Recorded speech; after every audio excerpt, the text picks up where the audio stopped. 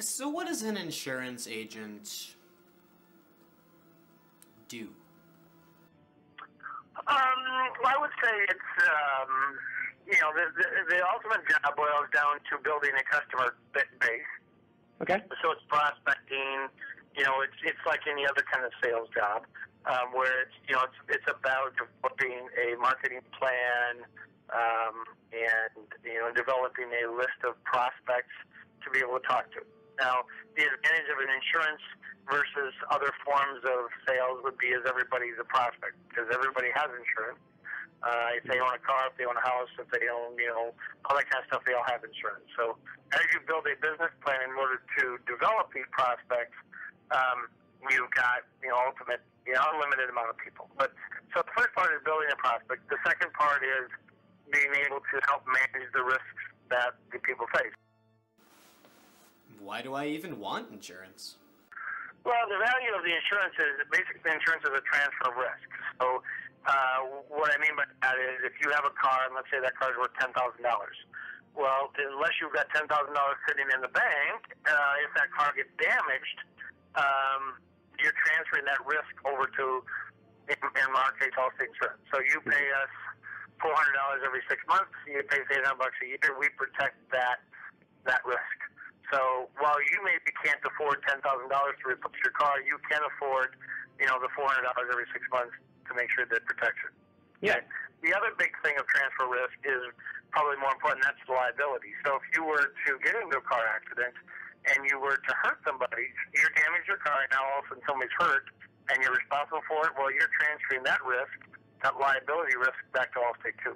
So for that $400, we're not only going to pay to fix your car, but we're going to pay for any damage that you caused. So, how do insurance companies, make a little of this? Because we have actuaries that say the probability of loss for this particular risk is this, therefore the premium should be this. And so it's much like a bank where you have, thousands, millions of people putting money in to a bank, and you only have a few people at a time taking money out. So that's what Allstate is. So if you have, whatever number, you have 1,000 people paying their premiums in, and you only have one person who has a loss every month, well, there's always enough premium to pay that loss. Adverse selection, moral hazard. What are they all about? Well, adverse selection is really that you are priced to obtain, there's good risks and bad risks. For example, young drivers. Overall, young drivers have a higher propensity for accidents. Okay? Their lack of experience, their, for lack of a better word, lack of maturity, all those kinds of things leads to more accidents. So if you tend to write a lot of young drivers, okay, so in your book of business, you have a lot of young drivers. Yeah. You have an adverse risk because you have more.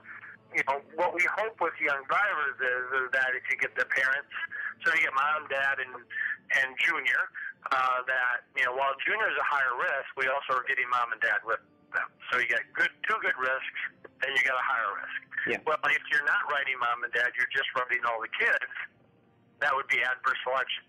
Moral hazard. Moral hazard is really hard to determine for an insurance person because that's more of a personal situation. Yeah. That's where somebody understands. The best thing would be is theft is probably the highest moral hazard. Yeah.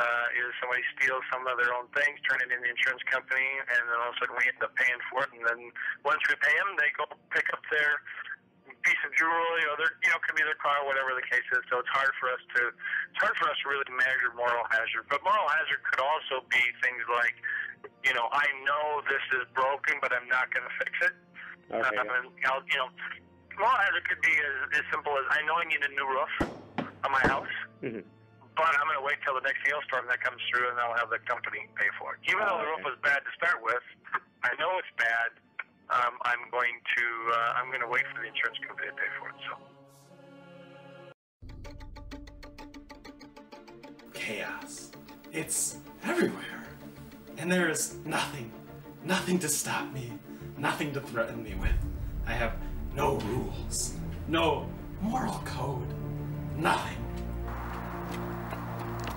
Let's go for a ride. Ah! You know, you can't give chaos a driving license. Would you trust me with your car? Would you? Hey! Thanks for the lift! You know, I'm a dog chasing cars. Now that I've got one, I don't know what to do with it. What are you doing? Oh, look at you go! Even to a guy like me, that's cool.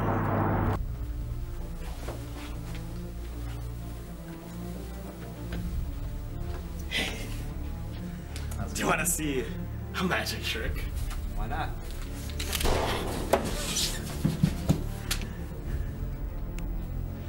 Magic, it's a gamble. Don't take any chances. Get some Dark Knight insurance. Diversification. Yeah, I know all about that.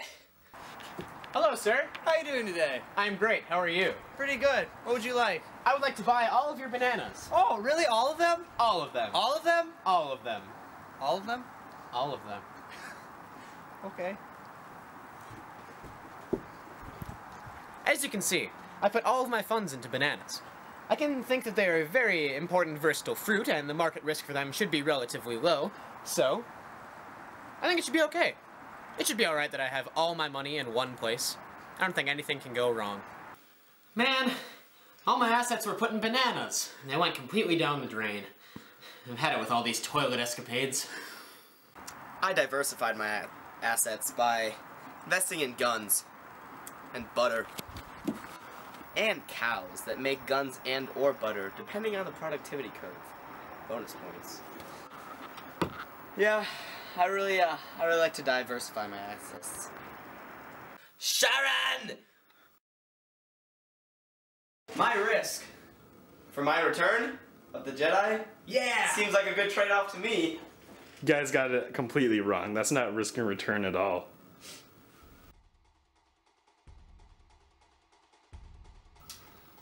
I'm really thirsty, and I want my golden bear. But I have to risk walking all the way across this floor to get it. Is it worth it?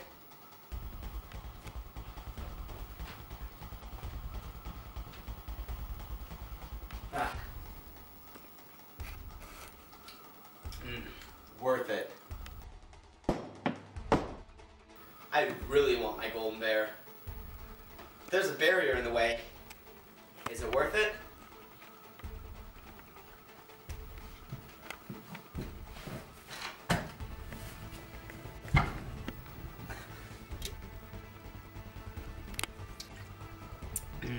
Worth it. Man, I'm just parched. And I really want my golden bear. Luckily there doesn't appear to be any risks for that reward. But I heard there's a drunk, naked lunatic on the loose. Hopefully it's worth it. Well, there it is.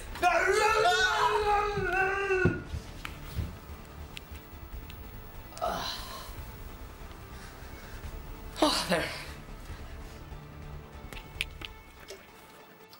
Worth it.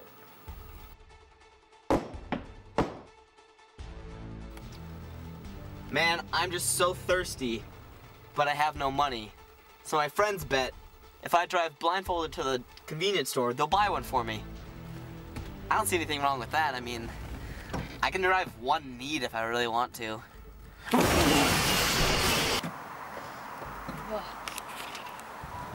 I was just about to take a bath in this golden bear when apparently I hit something. Oh. You're all right, bud. Walk it off. Worth it.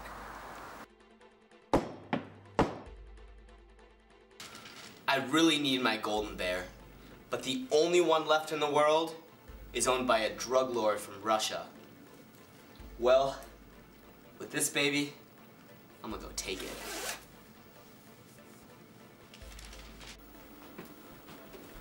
Oh, there it is, the last golden bear.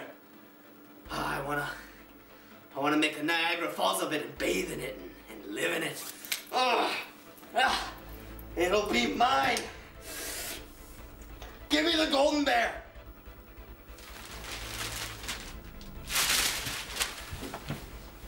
Give it to me. We have special plans for you.